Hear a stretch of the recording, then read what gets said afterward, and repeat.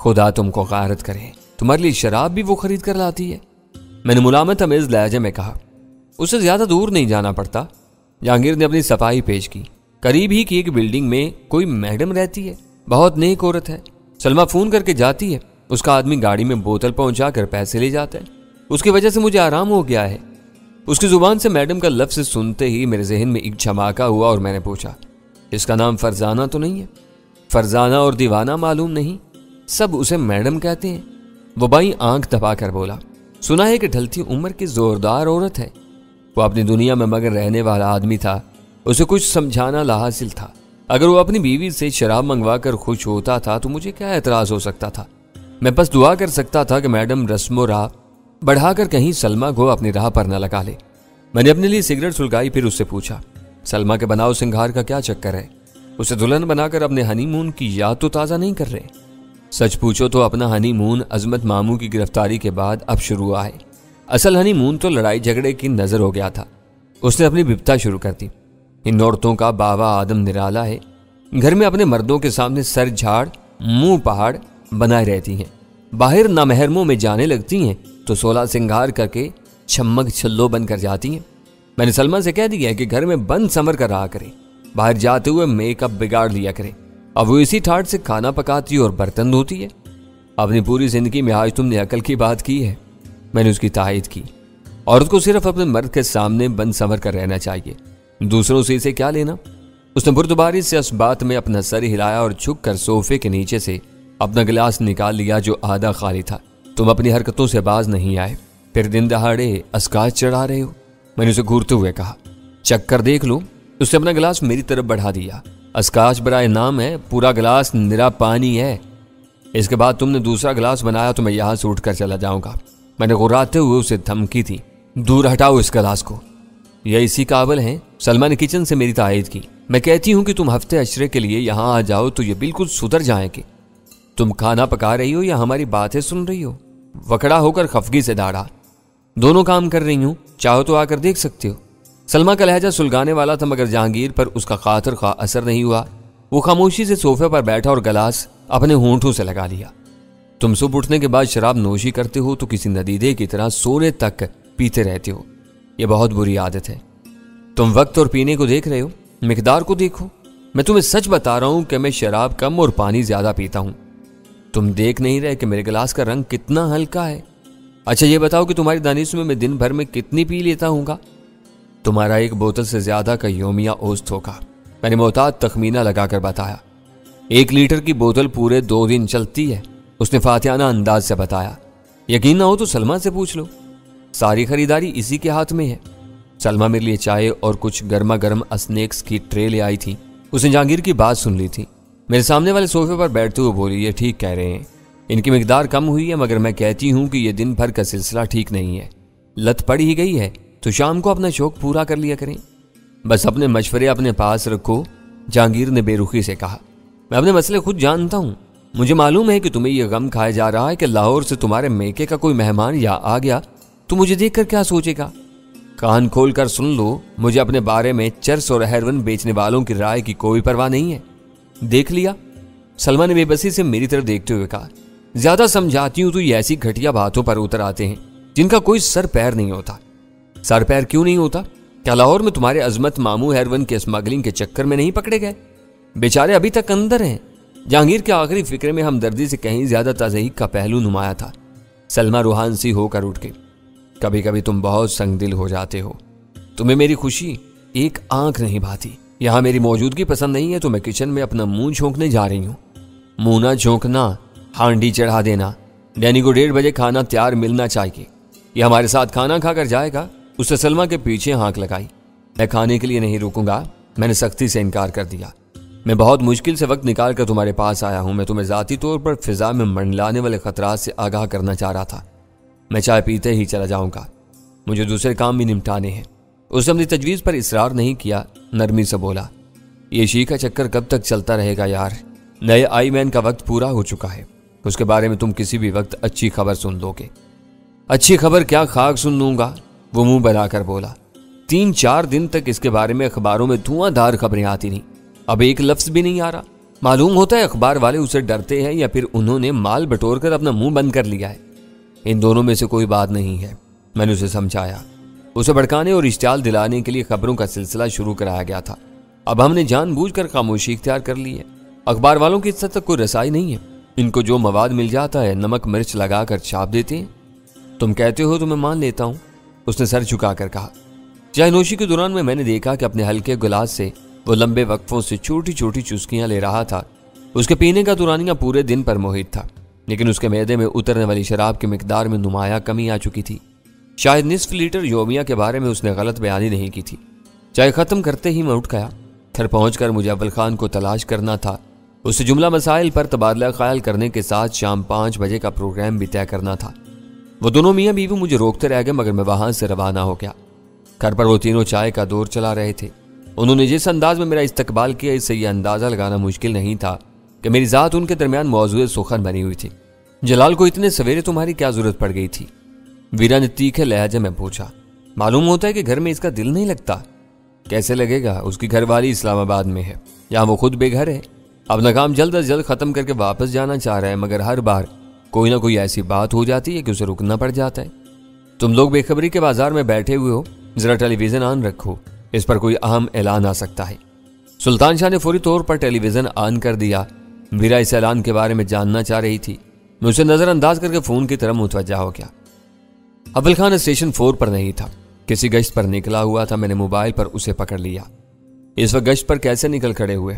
رابطہ ہونے پر میں نے سوال کیا۔ تھوڑی دیر پہلے فون آیا تھا، شہر میں ریڈ الرٹ ڈکلیئر کر دی گئی ہے، معلوم ہوتا ہے کہ کچھ ہونے والا ہے، اس نے بتایا۔ وہ پیغام سننے کے بعد سے میری طبیعت مضطرب ہے، پتہ نہیں روشنیوں کا یہ شہر خطروں کی دلدل سے کب نکلے گا۔ یہاں آ جاؤ، میں اسی بارے میں کچھ تبادلہ خیال کرنا چاہتا ہوں۔ اس ریڈ الرٹ کا محرک جلال ہے، میں ابھی اسی سے مل کر آ رہا ہوں۔ ایسی بات ہے تو میں 10-15 منٹ میں پہنچ رہا ہوں۔ اس کا وہ پیغام سن کر میں نے فون بند کر دیا۔ تم مجھ سے کس ریڈ الرٹ کی بات کر رہے تھے؟ ویرا نے میری آنکھوں میں جھانکتے ہوئے اشتباہ آمیز لہجے میں پوچھا۔ بات ذرا لمبی ہے، چھری کے نیچے دم دو، اول خان آ جائے تو ایک بار ہی سب کچھ بتا دوں گا۔ کیا یہ بین ڈیوڈ کا کوئی چکر ہے؟ اس نے سوال کیا۔ ہاں، اس کے سر پر جنون سوار ہو چکا ہے، کاش ہم اسے روکنے میں کامیاب ہو سکیں۔ ٹیلی فون کی گھنٹی بجنے لگی۔ اس بار جلال سے بات ہوئی۔ ریڈ الرٹ کے آرڈرز کا اجرا ہو چکا ہے، مگر ریڈیو اور ٹی وی سے کوئی اعلان نہیں ہو سکے گا، وہ بتا رہا تھا۔ شہریوں کو جلد از جلد ہوشیار کرنے کے لیے ضروری ہے، میں نے زور دے کر کہا۔ ہم معاملے کا صرف ایک رخ دیکھ رہے ہیں، وزارت داخلہ والے ایسے معاملات کو ہم سے بہتر سمجھتے ہیں۔ وہ کہہ رہے ہیں کہ ایسے اعلانات کے بہت منفی اثرات ہوں گے، شہر میں خوف و ہراس پھیل جائے گا، افراتفری مچے گی، لوگ دفاتر اور دکانیں بند کر کے گھروں کو چلے جائیں گے، پوری شہری زندگی درہم برہم ہو کر رہ جائے گی، جس کے معاشرتی اثرات پر کئی روز تک قابو نہیں پایا جا سکے گا۔ ہم نے رد عمل کے اس پہلو کے بارے میں نہیں سوچا تھا۔ مجھے خوشی ہوئی کہ اعلیٰ انتظامی عہدوں پر کہیں نہ کہیں عمدہ سوجھ بوجھ رکھنے والے ذہین افسر مامور تھے، جو لکیر کے فقیر نہیں تھے، کوئی بھی فیصلہ کرنے سے پہلے اس کی اونچ نیچ پر اچھی طرح غور کر لیتے تھے۔ میں نے کہا ایسا ہونا ان ممکن ہے، بلکہ یہی ہوگا۔ سر سہمگی اور خوف و اعراض پھیلنے لگے تو پھر کچھ بھی ہو سکتا ہے۔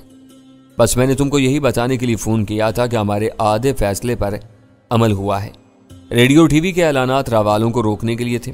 میں نے کنکھیوں سے ویرا کی طرف دیکھتے ہوئے کہا، ان کو خوفزدہ کرنا بھی ضروری ہے، اس کی تم فکر نہ کرو۔ جب شہر کی سڑکوں پر باوردی پولیس کی کثرت نظر آتی ہے نا، تو ہر جرائم پیشہ شخص گڑبڑ کا اندازہ لگا لیتا ہے۔ وہ تینوں تربیت یافتہ اور تجربے کار ہیں، قدم باہر نکالتے ہی اندازہ لگا لیں گے کہ ان کے لیے موسم سازگار نہیں ہے۔ اب میں گھر ہی پر ہوں، کہیں سے کوئی خبر ملے تو مجھ سے یہیں رابطہ کر لینا، تم فکر نہ کرو۔ موبائل فون کا رواج ہو جانے کے بعد باہمی رابطے آسان ہو گئے ہیں، ضرورت پڑی تو میں تم کو پکڑ لوں گا۔ ویرا میرے فارغ ہونے کے انتظار میں بے چینی سے بار بار پہلو بدل رہی تھی۔ جلال سے میری گفتگو ختم ہوتے ہی بول پڑی، پتہ نہیں اول خان کتنی دیر میں آئے گا، تم اپنی کہانی شروع کر دو، میں اب زیادہ دیر تک صبر نہیں کر سکتی۔ میں ایک شرط پر یہ دوہری مشقت برداشت کر سکتا ہوں کہ تم اپنے ہاتھ سے مجھے عمدہ چائے بنا کر پلاؤ۔ میں نے کچھ وقت گزارنے کے لیے وہ شرط عائد کر دی، ورنہ مجھے مزید چائے پینے کی کوئی خواہش نہیں تھی۔ میں جہانگیر کے گھر سے چائے پی کر ہی ادھر آیا تھا۔ میں چائے بنا دوں گی، تم شروع ہو جاؤ، وہ بولی۔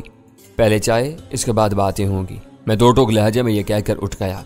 میں غسل خانے سے نمٹ کر آیا تو میرے لیے چائے تیار تھی اور ویرا منہ پھلائے میرا انتظار کر رہی تھی۔ ابھی تک ہم بین ڈیوڈ کے گرد گھوم رہے تھے۔ میں نے چائے کا پہلا گھونٹ لے کر بات شروع کی۔ اب کہانی خاصی پھیل چکی ہے، اچانک ڈور بیل 2-3 مرتبہ بج اٹھی اور ہم سب چونک کر ایک دوسرے کی شکل دیکھنے لگے۔ ہمارے پاس آنے والوں میں سے کوئی اتنا بدتمیز یا اجلت پسند نہیں تھا کہ اس طرح بار بار گھنٹی بجانا شروع کر دی۔ میں نے تیزی سے اپنی جگہ چھوڑ دی۔ سلطان شاہ میرے ساتھ تھا۔ میں نے خود کو کسی ناگہانی آفت سے محفوظ رکھنے کے لیے بہت احتیاط سے دروازہ کھولا اور پھر اول خان کو دیکھ کر بھونچ کر رہ گیا۔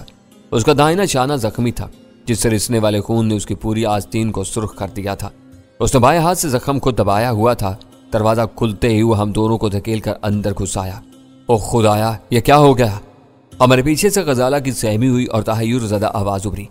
تواتر سے بجنے والی گھنٹیوں سے متجسس ہو کر وہ ہمارے پیچھے پیچھے چلی آئی تھی اور اول خان کی خون آلود آستین پر نظر پڑتے ہی پریشان ہو گئی تھی۔ کچھ نہیں ہوا، اول خان نے حوصلہ مندی سے مسکراتے ہوئے جواب دیا۔ بس ایک گولی بازو کی جلد کو چھوتی ہوئی گزر گئی۔ مجھے حیرت ہے کہ اس معمولی خراش سے اتنا زیادہ خون کیسے بہہ نکلا۔ مجھے اندازہ تھا کہ وہ غزالہ کی دلجوئی کے لیے جھوٹ بول رہا تھا، مگر میں نے اس کی تردید کرنے کی ضرورت نہیں سمجھی۔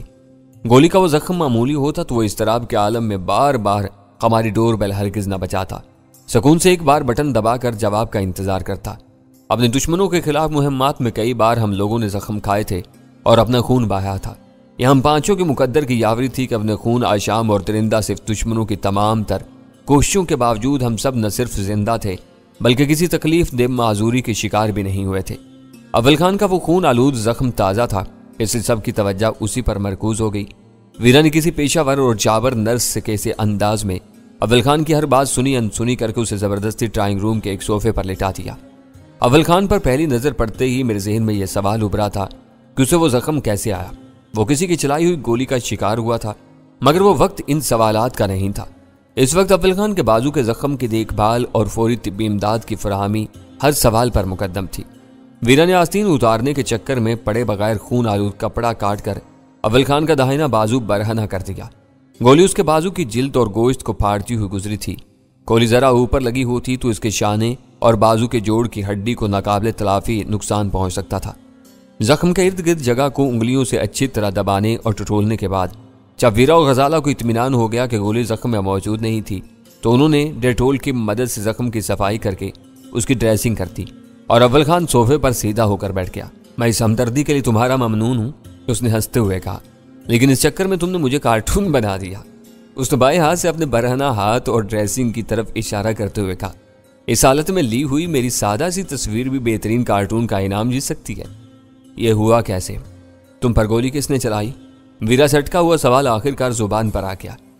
میں سڑک پر اپنی توجہ مرکوز کی ڈرائیونگ کر رہا تھا کہ اچانک میرے اس بازو میں آگ سے بھر گئی۔ وہ بے آواز فائر تھا۔ بوکھلاہٹ کی وجہ سے میں کسی طرف دھیان نہیں دے سکا، بس اتنا دیکھ سکا کہ گہرے نیلے رنگ کی ایک کار بہت تیزی کے ساتھ میرے برابر سے گزر کر آگے نکلتی چلے گی۔ اس وقت آغا خان اسپتال والی سڑک خالی تھی۔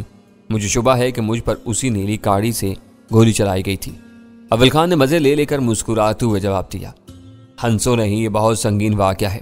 ویرا تشویش سے بولی، نامعلوم حملہ آور نے تمہارے بازو کا نہیں، کھوپڑی یا گردن کا نشانہ لیا ہوگا۔ یہ تمہاری خوش قسمتی تھی کہ تم بال بال بچ گئے۔ تم نے بوکھلاہٹ کے باوجود کار چلانے والے کو تو دیکھا ہوگا، مہلت ہی نہیں ملی، اس کی رفتار بہت تیز تھی۔ میں ناگہانی طور پر اسٹیئرنگ پر اپنا توازن برقرار نہیں رکھ سکا۔ مجھے اجلت میں بریک لگا کر اپنی گاڑی کی رفتار کم کرنا پڑی۔ اتنی دیر میں وہ گاڑی بہت تیزی سے دور نکل چکی تھی۔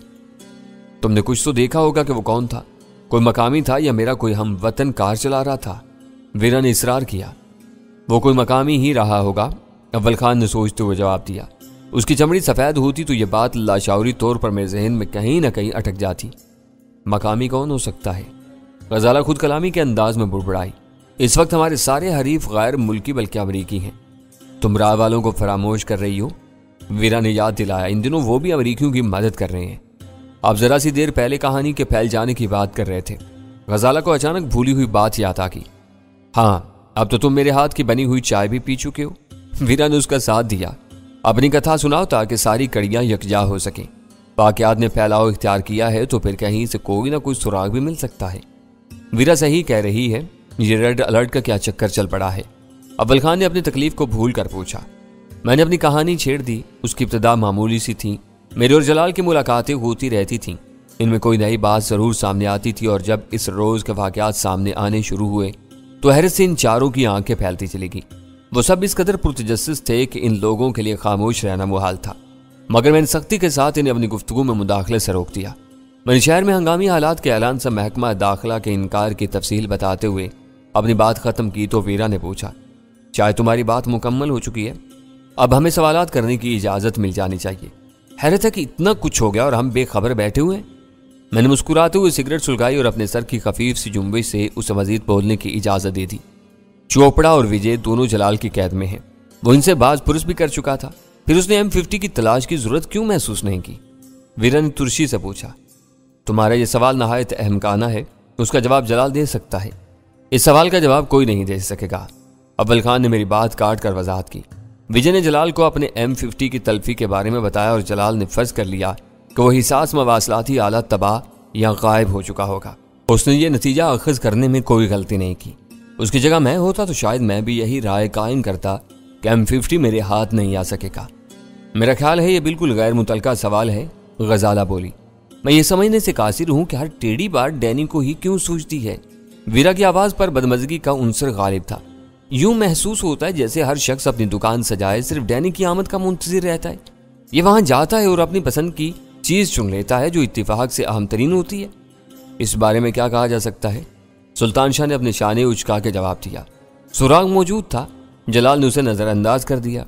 डैनी ने वहां पहुंचने के बाद काम को आगे बढ़ाया और कामयाबी हासिल कर ली। तुमको इससे हसद करने की बजाय इसकी कामयाबी और हाजिर दिमागी पर रश करना चाहिए। बिजनेस रोड का इलाका मेरा देखा पाला है, वहां हर वक्त मैले और गंदे हरवंशियों की भरमार रहती है।